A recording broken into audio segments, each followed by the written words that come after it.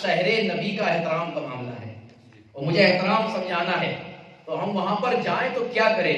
تو اس کا طریقہ امام عشق و محبت نے بتایا ہے. صرف شہر نبی کی تعظیم نہیں، روضہ رسول کی تعظیم نہیں، جس اولیاء اکرام کی بارگاہ میں جائیں ان کے مزار کو چھونے کی ضرورت نہیں ہے. طریقہ اعلیٰ حضرت بتا رہے ہیں کہ جب تم جاؤ کسی بھی مزار پر اور پھر جب روضہ رسول پر پہنچنے کی سعادت حاصل ہو جائے تو پھر تو ادب کا اعلیٰ مقام رکھنا ہے، ادب کا اونچا مقام رکھنا ہے. وہاں پہنچ جاؤ تو پھر عقیدت والیانہ ہونا چاہیے، محبت دوبارہ ہونی چاہیے کہ ہمارے امام نے ہمیں طریقہ کیا بتایا ہے. اب جب روضہ رسول پر پہنچ جاؤ تو جو مزار کا طریقہ ہے کہ جاری کو چھونے کی ضرورت نہیں ہے، وہ اپنے آپ کو پیش کرنا کہ میں تو اس لائق نہیں، میرے ہاتھ اس لائق نہیں کہ میں روضہ رسول کی جاری کو چھو لوں، میں کسی لائق نہیں. مگر امام بتاتے ہیں کہ 4 ہاتھ کے فاصلے پر کھڑے ہو جاؤ اور کھڑے ہونے کے بعد وہیں سے درود و سلام پڑھ لو اور پڑھنے کے بعد اگر زیارت کا موقع ملے تو زیارت کر لو. چومنے کی ضرورت نہیں ہے، گڑ گڑانے کی ضرورت نہیں ہے، جھکنے کی ضرورت نہیں ہے. جو کچھ مانگو گے 4 ہاتھ کے فاصلے سے مل جائے گا. عقیدت ہونی چاہیے، محبت ہونی چاہیے. اور امام فرماتے ہیں جب مانگ لو دل کو تسلی ہو جائے تو وہیں سے الٹے قدم واپس ہو جاؤ، وہیں سے الٹے قدم واپس ہو جاؤ. یہ طریقہ ہمیں کسی اور نے نہیں، ہمارے امام نے دیا ہے، ہمارے امام نے دیا ہے. اور وہ روضۃ الرسول، وہ ملیۃ الرسول جو آج ہمارے سامنے اتنا عالی شان ہے، اتنا خوبصورت ہے، اس کی تعظیم اور اس کو بنانے میں جو ادب کا معاملہ رکھا گیا ہے، اگر تاریخ کے اندر جاؤ گے تو تمہارا ایمان تازہ ہو جائے گا. سرکار ترکی حکومت میں گنبد خضرا بھی بنایا گیا اور مسجد نبی بھی بنائی گئی. جتنے خلافتیں گزری ہیں کسی خلافت میں گنبد خضرا نہیں تھا. اور گنبد خضرا ہرا ہے، یہ 3 مرتبہ بنا. کتنی مرتبہ؟ اور 3 رنگوں میں بنا ہے. کتنے رنگوں میں؟ 3 رنگوں میں بنا ہے. پہلا رنگ تھا اور اس کا نام تھا گنبد ابیض، سفید رنگ میں تھا.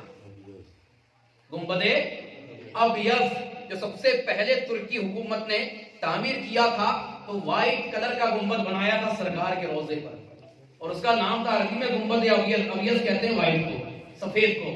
تو سب سے پہلے جو گنبد تھا سرکار کے روضے پر وہ گنبد ابیض. بڑی تاریخ کی بات ہے. میرا دعویٰ ہے کہ ابھی تک آپ نے نہیں سنا ہوگا اس چیز کو، اس لیے پہنچانے کی کوشش کر رہا ہوں. احترام نبی، شہر نبی کے احترام کی بات آئی ہے تو یہ تاریخ بتانا بڑا ضروری ہے. تب ہمیں سمجھ آئے گا کہ نبی کے روضے اور نبی کے شہر کا احترام کیسے کرنا ہے. اس کے بعد جب اس میں کلر کیا گیا تو وہ گنبد احمر ہو گیا، لال رنگ کا. عربی میں احمر لال کو کہتے ہیں.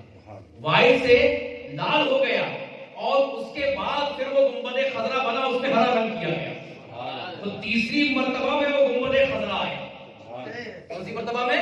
تیسری مرتبہ میں. اور پھر سب کا اتفاق اس میں ہوا کہ اب ہرے رنگ میں یہ گنبد بڑا عالیشان اور بڑا خوبصورت لگتا ہے. تو اس وقت سے لے کے ابھی تک وہ اسی رنگ میں ہے. پہلے وائٹ ہوا، پھر لال ہوا، اس کے بعد ہرا ہوا. مگر جب اس کو بنانے کے لیے آپس میں میٹنگ ہوئی ترکی حکومت میں، تو ترکی حکومت میں ہنرمند لوگ بہت تھے، کاریگر لوگ بہت تھے، مگر بنانا تھا کسی عام انسان کے مکان کو نہیں، کسی دنیا دار کے مکان کو نہیں. اللہ کے رسول کی مسجد کو تعمیر کرنا تھا اور اللہ کے رسول کے روضے کو تعمیر کرنا تھا. تو میٹنگ ہوئی کہ جتنے کاریگر ہیں وہ اپنے بچے کو ہنر بھی سکھائیں اور علم بھی سکھائیں. تمہارے اندر ہنر ہے مگر تم نہیں بنا سکتے. کیوں؟ کیونکہ تمہارے اندر ہنر ہے، علم نہیں ہے. تمہارے اندر ہنر ہے، علم نہیں ہے. اب جو تمہارے اندر ہنر ہے وہ تم اپنے بچے کو سکھاؤ اور ساتھ میں علم بھی سکھاؤ. اسے عالم بھی بناؤ، اسے حافظ بھی بناؤ، اسے مفکر بھی بناؤ، اسے محدث بھی بناؤ. تو پھر یہ طے ہوا کہ جتوں کے اندر ہنر تھا ان لوگوں نے اپنے بچے کو 25 سال تک تعلیم دی. کتنے سال تک؟ 25 سال تک تعلیم دی، ہنر بھی سکھایا اور علم بھی سکھایا.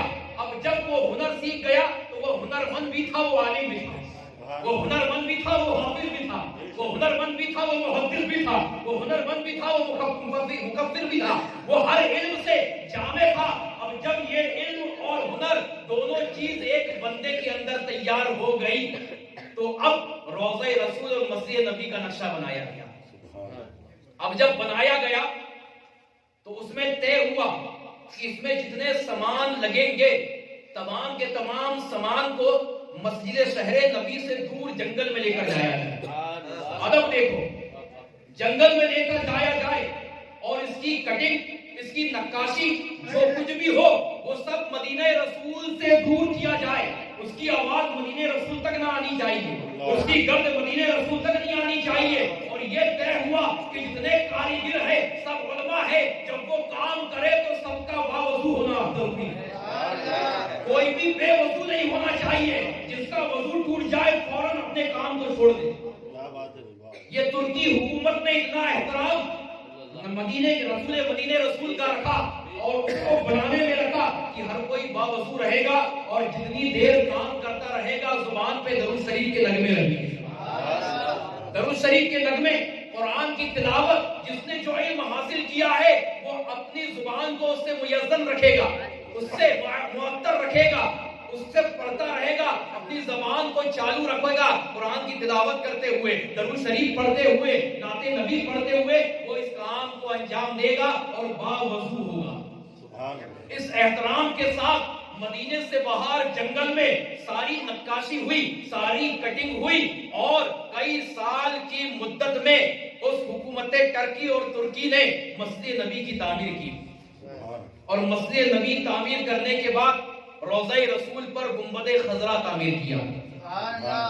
یہ کسی اور خلفاء کے دور میں نہیں تھا, یہ کسی اور ازواج مطہرات کے دور میں نہیں تھا. میرے نبی کے کئی سال وصال کے بعد حکومت ترکی نے بنایا ہے. مگر اس گنبد خضرا کو اتنی عروضیت ملی اور کس وجہ سے؟ کیوں؟ کیونکہ وہ مسکن نبی کے اوپر ہے. نبی جہاں ہے اس جگہ کے اوپر گنبد خضرا بنا دیا گیا تو میرے نبی کے صدقے میں اس کو بھی افضلیت مل گئی, اس کو بھی مرتبہ مل گیا. اب ہم اگر اسے یاد کرتے ہیں, روضہ رسول کو یاد کرتے ہیں تو گنبد خضرا سے یاد کرتے ہیں کہ وہ گنبد خضرا جس کی چھاؤں میں میرے نبی آرام فرما ہے, جس کی چھاؤں میں میرے نبی آرام فرما ہے. اور کہ جہاں میرے نبی جلوہ افروز ہیں, جس جگہ پر میرے نبی قیام فرما ہے, حدیث کریمہ ہے کہ وہ ٹکڑا عرش اعظم سے بھی افضل ہے. جہاں میرے نبی کا جسم لگا, جس مٹی پر, حدیث کریمہ ہے کہ وہ جگہ عرش اعظم سے افضل ہے. اس لیے تو اعلیٰ حضرت نے محبت کی زبان میں اس حدیث کریمہ کو ملاحظہ فرمایا تو محبت کی زبان میں یہ کہہ دیا. کیا کہہ دیا؟ جو وہاں سے ہو یہیں آ کے ہو, جو وہاں سے ہو یہیں آ کے ہو, جو یہاں نہیں تو وہاں نہیں. جو کچھ ہوگا یہیں سے ہوگا, اگر یہاں نہیں تو پھر کہیں نہیں ہو سکتا. جو وہاں سے ہو, جو رب کائنات کی طرف سے ہوگا یہیں آ کے ہوگا. میرے نبی اسے پاس کریں گے تب وہ ہوگا. جو وہاں, جو یہاں نہیں تو وہاں نہیں.